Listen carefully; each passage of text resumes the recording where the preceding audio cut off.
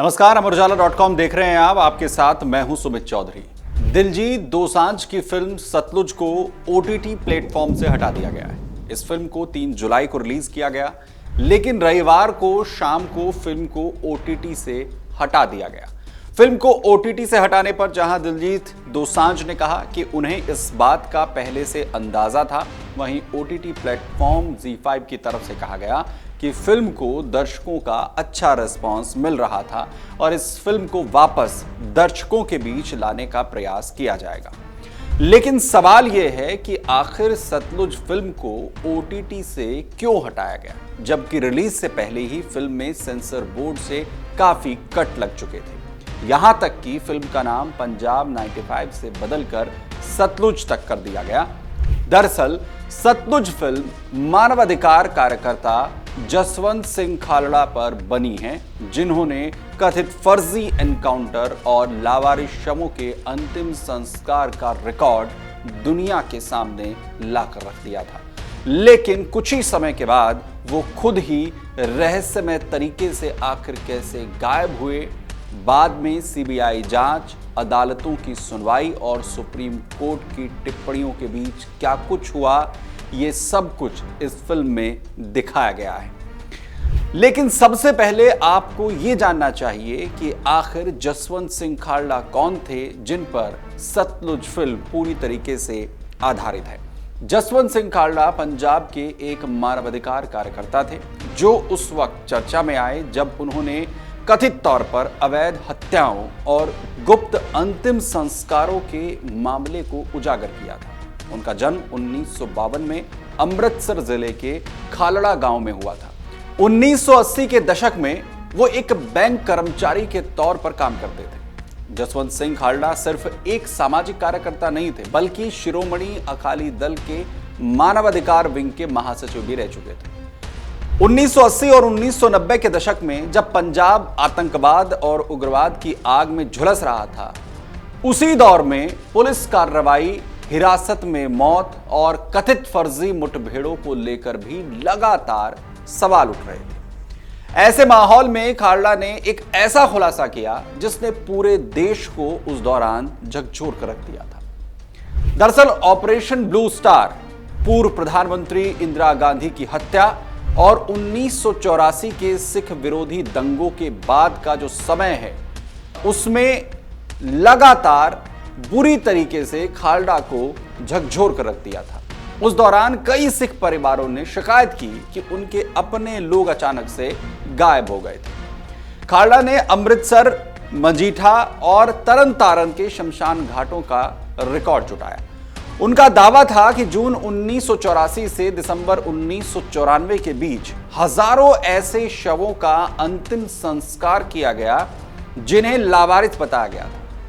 उनका यह भी आरोप था कि इनमें बड़ी संख्या में ऐसे लोगों की संख्या थी जिन्हें कथित तौर पर पुलिस कार्रवाई में मारा गया और उनकी पहचान तक दर्ज नहीं की गई। उधर सीबीआई और बाद में सुप्रीम कोर्ट के रिकॉर्ड्स में दर्ज टिप्पणियों के मुताबिक जसवंत सिंह खालड़ा लगातार पुलिस की कथित गैर कानूनी गतिविधियों को उजागर कर रहे थे। उनका अभियान कई अधिकारियों के लिए असहज स्थिति पैदा कर रहा था, मुश्किलें पैदा कर रहा था। रिकॉर्ड्स के मुताबिक पुलिस अधिकारियों ने उन्हें कई बार अपनी गतिविधियां बंद करने की चेतावनी भी दी थी। यहां तक कि उन्हें फोन पर भी बार बार धमकियां दी गई थी। उनके घर के आसपास संदिग्ध लोगों की गतिविधियां देखी गई और उनका पीछा किए जाने की शिकायतें भी उस दौरान सामने आई। अदालत में यह भी कहा गया कि खालड़ा की सक्रियता के कारण पुलिस अधिकारियों पर सार्वजनिक दबाव बढ़ रहा था और यही वजह थी कि उन्हें रास्ते से हटाने की साजिश रची गई। दरअसल 6 सितंबर 1995 का दिन, ये वो दिन था जिस दिन जसवंत सिंह खालड़ा को आखिरी बार सार्वजनिक तौर पर देखा गया था।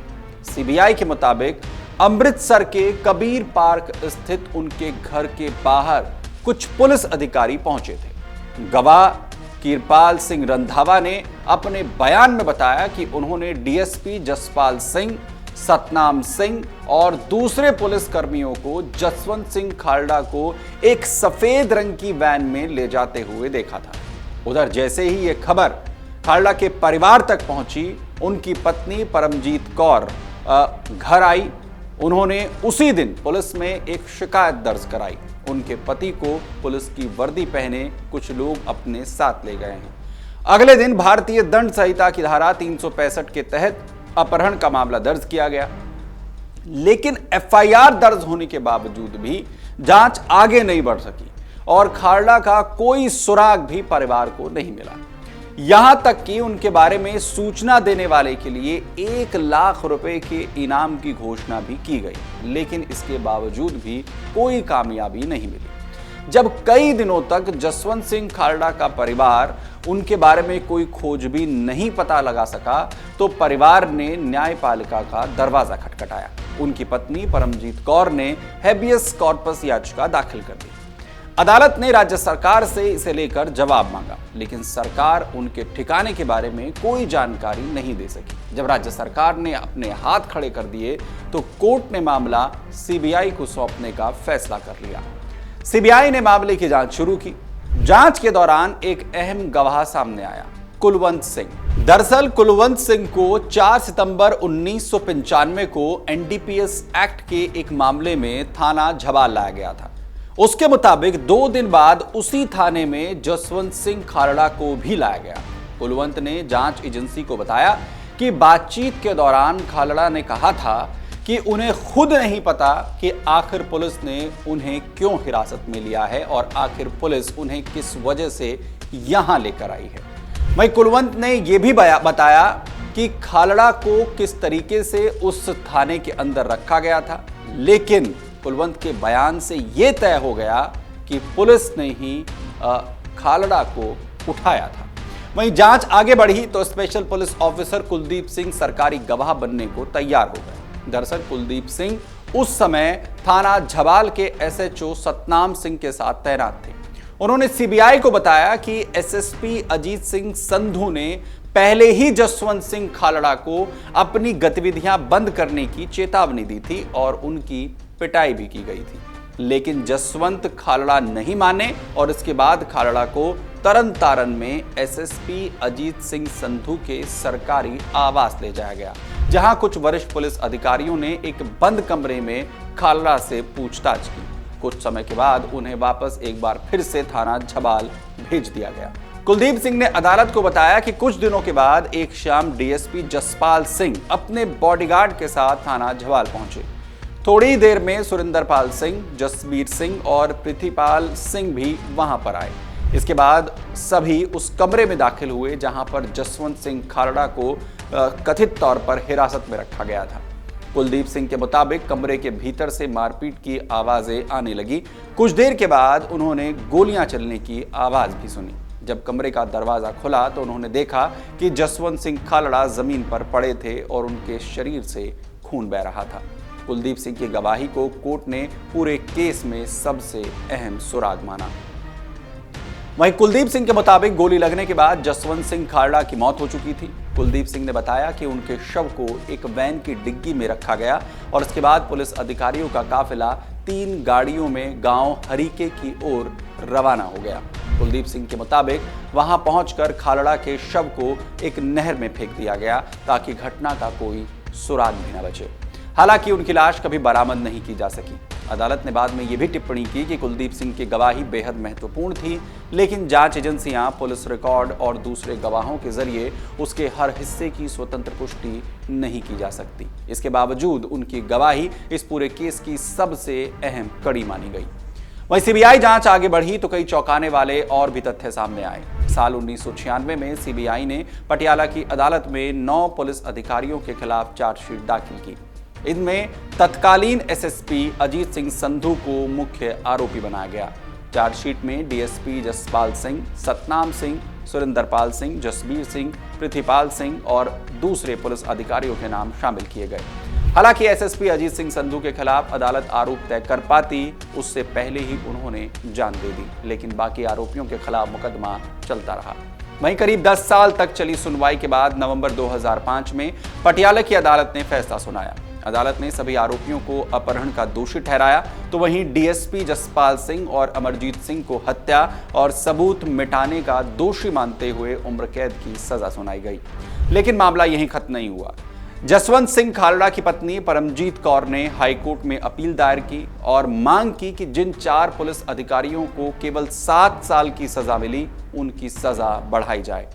साल 2007 में पंजाब और हरियाणा हाईकोर्ट ने एक बड़ा फैसला सुनाया। अदालत ने अमरजीत सिंह को तो बरी कर दिया, लेकिन सतनाम सिंह, सुरिंदरपाल सिंह, जसबीर सिंह और पृथ्वीपाल सिंह की 7 साल की सजा को बढ़ाकर उम्र कैद में बदल दिया गया। ये मामला जब सुप्रीम कोर्ट पहुंचा तो शीर्ष अदालत ने कई अहम टिप्पणियां की। साल 2011 में सुप्रीम कोर्ट ने कहा कि यह पूरा मामला पंजाब पुलिस के वरिष्ठ अधिकारियों के संज्ञान में था, लेकिन इसके बावजूद कोई प्रभावी कार्रवाई नहीं की गई। सुप्रीम कोर्ट ने अपने आदेश में यह भी कहा कि पुलिस अधिकारियों के बीच एक तरह की मिलीभगत थी, क्योंकि मामला पुलिस की छवि से जुड़ा हुआ था। अदालत ने यह भी कहा कि गवाहों ने सीबीआई के सामने जिन पुलिस अधिकारियों के नाम लिए थे, अदालत में भी उन्हीं की पहचान की गई। वहीं सीबीआई ने अपनी अंतिम रिपोर्ट में सुप्रीम कोर्ट को बताया था कि अकेले तरनतारन जिले में 984 शवों का अंतिम संस्कार लावारिस बताकर कर दिया गया था। बाद में जांच में यह भी सामने आया कि अमृतसर, मजीठा और तरनतारन समेत कई इलाकों में कुल 2097 शवों का अंतिम संस्कार अज्ञात लोगों के रूप में किया गया था। सीबीआई ने अदालत से कहा कि उसके पास ऐसी पर्याप्त सामग्री है जिसके आधार पर पुलिस अधिकारियों के खिलाफ आपराधिक मुकदमे दर्ज किए जा सकते हैं। अदालत ने भी इन मामलों की निगरानी करते हुए जांच आगे बढ़ाने के निर्देश दिए। वहीं मानवाधिकार कार्यकर्ता जसवंत सिंह खालड़ा के जीवन पर आधारित फिल्म सतलुज ने एक बार फिर से इस पूरे मामले को लेकर चर्चा तेज कर दी है। अभिनेता दिलजीत दोसांझ की इस फिल्म को ओटीटी प्लेटफॉर्म से हटा दिया गया, लेकिन कुछ ही समय के बाद इसे प्लेटफॉर्म से एक बार फिर से लाने की बात कही जा रही है। फिल्म हटने के बाद इस पूरे मामले पर फिर से बहस तेज हो गई है।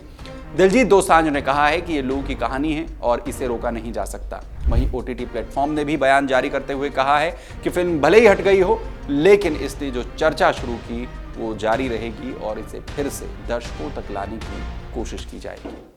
अगर आप ये वीडियो YouTube पर देख रहे हैं तो हमारे चैनल को सब्सक्राइब कर बेल आइकन दबाएं और Facebook पर देख रहे हैं तो हमारे पेज को लाइक करें।